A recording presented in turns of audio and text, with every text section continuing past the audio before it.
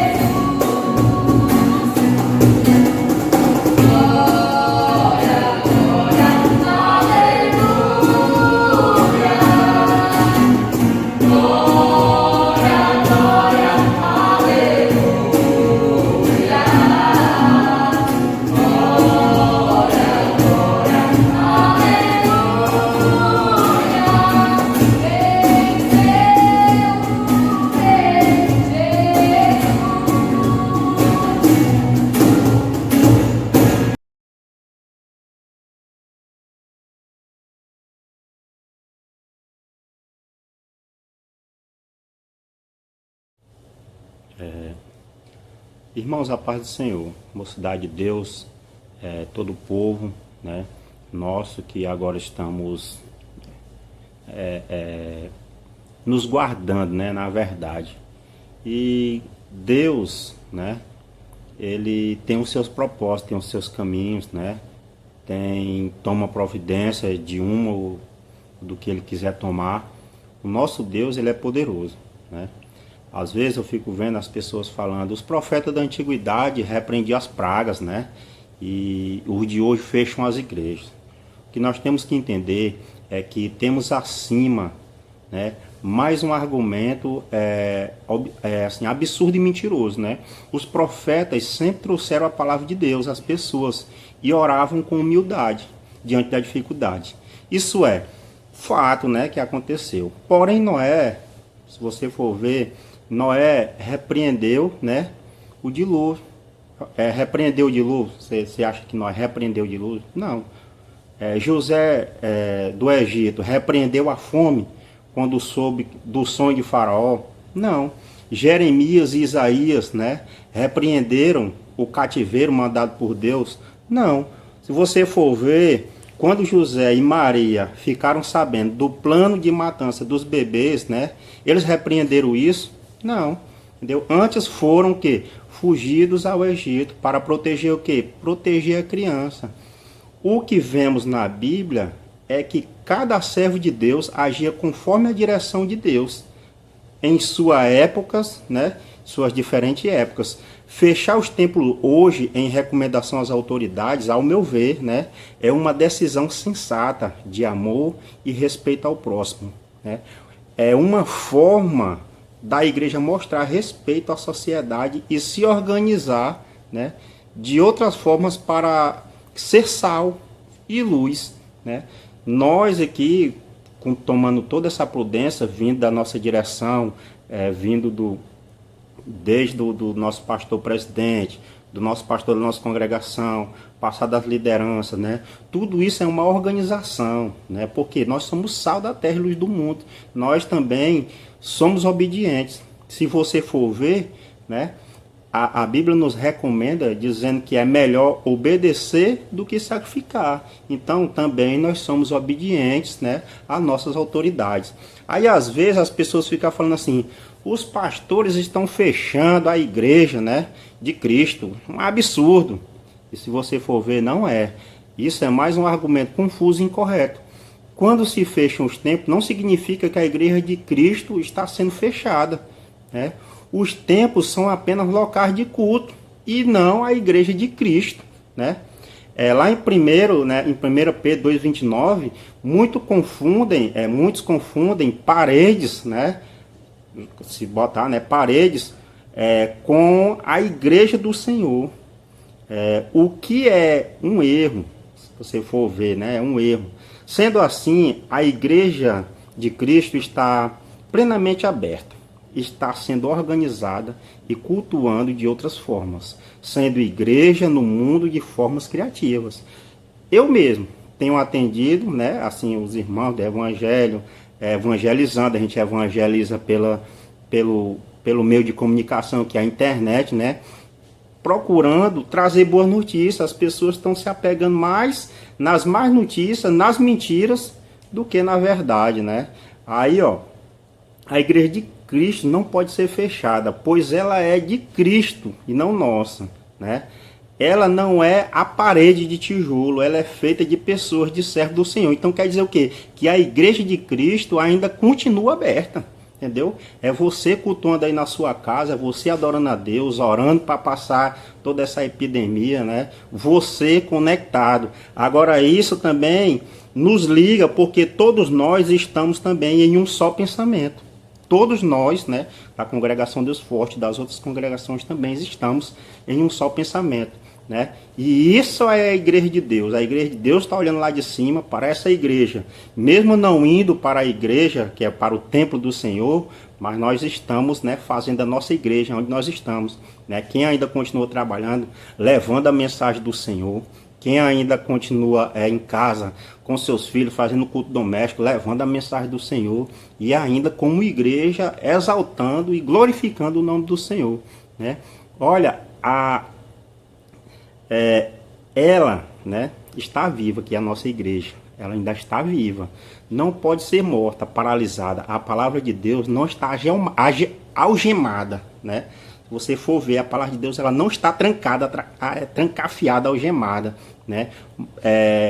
Como um malfeitor. Contudo, a palavra de Deus, né, ela está aberta ainda. Deus está falando, né, através de tudo, né, e de todos.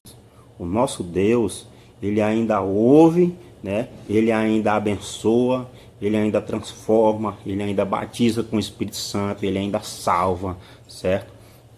E hoje, se a decisão é ficarmos, né, em casa, se a decisão é ficarmos trancados, se a decisão é para não termos contato um com outros, para ouvir, não temos que obedecer, amados. Olha, aí se você pensa assim, né, lá no Salmo 91, no versículo 10, diz assim: nenhuma peste chegará à minha tenda. É promessa de Deus, né? O Salmo citado é 91, 10. Nenhum mal te sucederá. Praga nenhuma chegará à tua tenda, né? Esse salmo ensina que o servo de Deus nunca passará por nenhuma dificuldade. É assim que você pensa. Aí, não, mas é porque o salmo está... Não, negativo. Esse salmo nos ensina, será que nós nunca vamos ter aflição nenhuma, né? Que nenhum tipo de dor chegará até nós, que nenhuma doença chegará até sua casa. E se fosse o ensino correto desse salmo, Jesus teria... porque se a pessoa diz assim, não, porque se eu tenho que aplicar esse salmo, né, desse jeito, porque nenhuma peste chegará à minha casa, à minha tenda, nenhum mal se sucederá, então Jesus, ele não teria dito, olha, no mundo tereis aflição, mas tem de bom ânimo, né? Eu venci o mundo, né? Então quer dizer o quê? Que esse salmo, né, o ensino desse salmo, ele indica que aquele que está em Deus, né, está cuidado por Deus, de forma que o Senhor não permitirá que os males separem tal pessoa dele, entendeu? Toda essa doença, toda essa coisa que está acontecendo aqui no Brasil e no mundo, nenhum desse mal ele pode me separar do Senhor. Por quê? Porque Deus está cuidando de mim, Deus está cuidando de você, Deus está cuidando da sua família, Deus está cuidando de nós. E nenhuma coisa pode nos separar. Por isso que lá no livro de Romanos, o Paulo, no livro de Romanos, ele fala, né? O que nos separará do amor de Deus, né? Aí diga, agora porque vem toda essa peste, vem esse mal, aí agora isso aí vai fazer separação entre eu e Deus? De maneira nenhuma. E isso é que tem que nos chegar, isso é que tem que acontecer para nós chegarmos mais a Deus. Deus está falando com os países, Deus está falando com as pessoas, Deus está falando conosco, né? Assim como falou o pastor Raul, assim como tem falado o nosso pastor, né, Mesquita, né? Deus está falando conosco.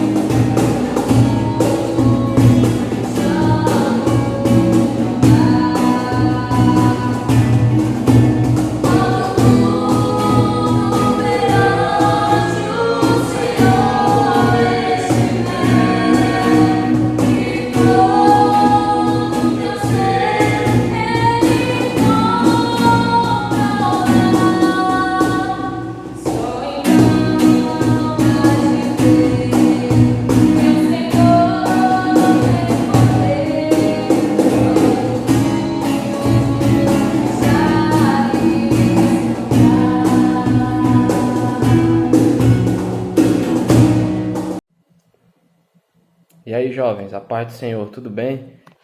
Estamos aqui para conversar um pouco com vocês. A primeira pergunta que eu gostaria de fazer é se vocês gostaram do culto. É um pouco diferente, né? Jovens, essa foi a forma que a gente achou de manter um vínculo, mesmo que o mínimo possível com vocês. A gente sabe que por esse momento delicado que nós estamos vivendo, nós não podemos estar juntos fisicamente.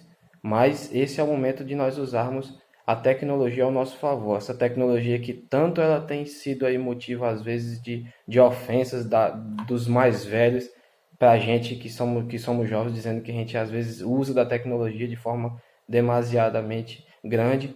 Porém, hoje, a gente está se valendo da tecnologia, dos nossos meios de comunicação, para poder estar presente e para poder estar um pouco mais juntos. Eu confesso para vocês que ainda estou assim um pouco ainda me adaptando a essas coisas. Eu nunca tinha feito isso de gravar vídeos e eu já peço perdão para vocês, viu, se eu cometer alguma falha, se porventura o áudio não ficar bom, se porventura a iluminação não estiver boa, porque isso é só um jeito que a gente está achando de estar mais próximo de vocês.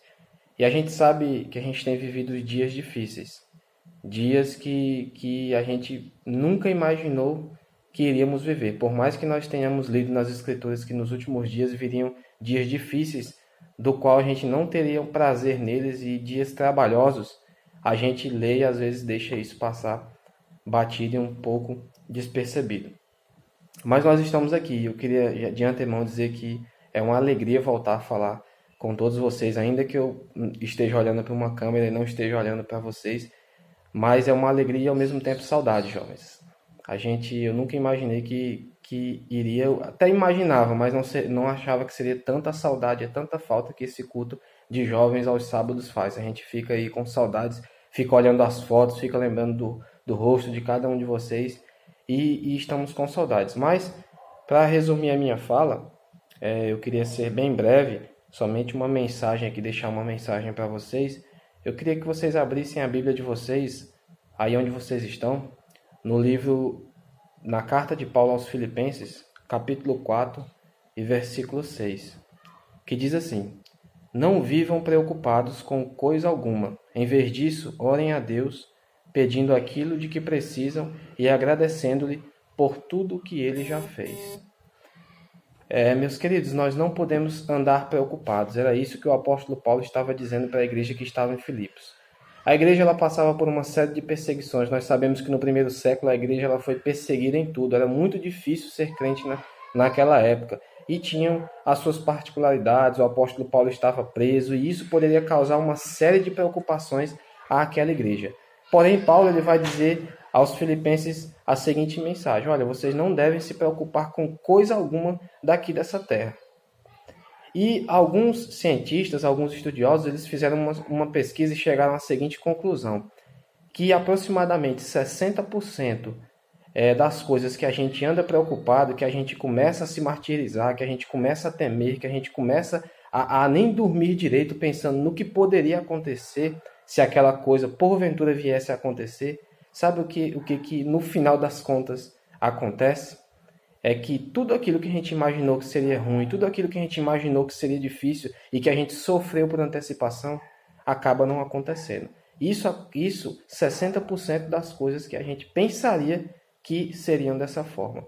Então, por que, jovens, que a gente vai agora deixar de viver? Por que a gente vai andar preocupado? Por que a gente vai andar se martirizando? Por que a gente vai se esconder debaixo do lençol com medo desse vírus, se a gente nem sabe o dia de amanhã? Mas sabe por que isso acontece em nossas vidas? Esse medo ele sobrevém de forma grande em nosso meio? É porque às vezes nós esquecemos de um detalhe: Deus ele está no controle de todas as coisas. Nós devemos acreditar e crer nisso. Deus ele não perdeu o controle, jovens. Deus ele ainda está no controle de todas as coisas. E Deus ele sempre esteve no controle de todas as coisas. Vocês percebem o tanto que a mão de Deus ela foi ali firme com o povo de Israel, guardando, livrando e protegendo no momento necessário? E aí o tema da nossa juventude esse ano é o quê? Retrata que Deus ele não mudou. O nosso tema ele vai dizer o seguinte, lá em Hebreus 13:8, diz assim, Jesus Cristo é o mesmo ontem, hoje e ele é por toda a eternidade. Então, não andemos ansiosos, não andemos preocupados. E antes, o que nós devemos fazer? Vamos orar a Deus pedindo aquilo que nós precisamos e agradecendo por tudo que Ele já fez em nossa vida. Amém?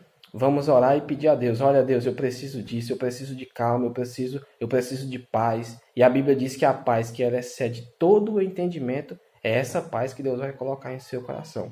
Creia nisso, jovem. Deus é o mesmo ontem, hoje e Ele é eternamente em nossa vida. E aí a gente precisa também agora agradecer a Deus. Mas muitos podem se perguntar a seguinte questão. Mas, Bruno, tá tão difícil, as pessoas ficam me perguntando por que Deus ele permite que essas coisas aconteçam? Se Deus é bom, por que Ele permite que tanta maldade aconteça no mundo? Será e eu fico na dúvida, olha, se eu responder que é Deus que permite, as pessoas vão dizer que Deus é mau. E se eu disser que isso não é permissão de Deus, as pessoas vão dizer que então Deus perdeu o controle. Mas acalma o seu coração. A gente sabe, e eu li recentemente a respeito disso, que quem está numa posição de autoridade, ele deseja alguma coisa, mas nem sempre as coisas acontecem da forma que ele deseja. Percebam uma coisa, esse exemplo que eu vou dar para vocês. Imagine a nossa mãe. Ela deseja que nós deixemos a casa limpa, arrumada, que nós não deixamos toalha por cima da cama, que a gente não deixe as nossas coisas jogadas pelo chão. Porém, tem mães que decidem fazer o seguinte, ela diz, olha, eu não vou cobrar meu filho todo dia, eu vou deixar que ele aprenda, eu vou dar a instrução e vou dizer, olha, você deve deixar as coisas organizadas e no decorrer dos dias ela quer que você desenvolva essa organização. E aí certo dia ela chega em casa e a casa está totalmente virada ao avesso, porque a gente sabe que nós temos a tendência de esquecermos de fazer as coisas. E aí sabe o que acontece? Isso não é o desejo da sua mãe. Não era o desejo da sua mãe que a casa tivesse bagunçada. Era o desejo que a casa tivesse organizada. Porém, ela deixou, no seu livre-arbítrio, ela deixou essa forma de agir baseado no seu livre-arbítrio. E você acabou esquecendo. Assim também é Deus, jovens. Ele quer que nós façamos as coisas certas. Ele quer que o mundo dê certo. Porém, o homem, o ser humano, ele tem um livre-arbítrio. E a gente sabe que a nossa sociedade está corrompida. E ela é uma sociedade corrompida e perversa. E cabe a nós vivermos no meio desse povo. Mas não nos desesperando, não andemos preocupados, não andemos ansiosos, porque Deus ele tem cuidado de nós. Amém? E a última pergunta que pode surgir. E se esse vírus me pegar e se eu adoecer, tenha fé, tenha esperança de que Deus ele pode lhe curar dessa doença, como também pode ter chegado a sua hora. Dizia um certo pregador que enquanto a nossa missão aqui na Terra ela não for concluída, a missão dada por Deus, nós seremos imortais. Porém, quando a nossa missão acabar aqui na Terra, chegou o momento de Deus nos escolhermos. Então, fique atento. Se a sua missão não acabou, descansa o seu coração em paz. E se a sua missão aqui na Terra acabou, meu irmão, esteja pronto para desfrutar o que Deus preparou para você lá no céu. Que nós possamos continuar firmes, que nós possamos continuar constantes, que nós possamos continuar sempre abundantes, sabendo que o nosso trabalho não é vão no Senhor e existe um Deus que nos dará a recompensa por tudo. Meus jovens, essa era a palavra que eu queria deixar para vocês e queria que vocês continuassem alegres. Gente, o meu maior temor nesse momento não é do coronavírus, não é de nada disso que tem acontecido. Sabe qual é? É de que você, jovem, que está me ouvindo, se perca no meio dessa quarentena. É de que você, jovem, que está me ouvindo, porventura venha a pensar em desistir. Mas eu sei que você é inteligente, jovem. Você não vai desistir. E eu aguardo vocês. Em breve, nós estaremos de volta na nossa igreja, cultuando, louvando e bendizendo o nome do Senhor, porque é isso que Ele espera de nós. Gente, tchau e até uma próxima. Fiquem com Deus.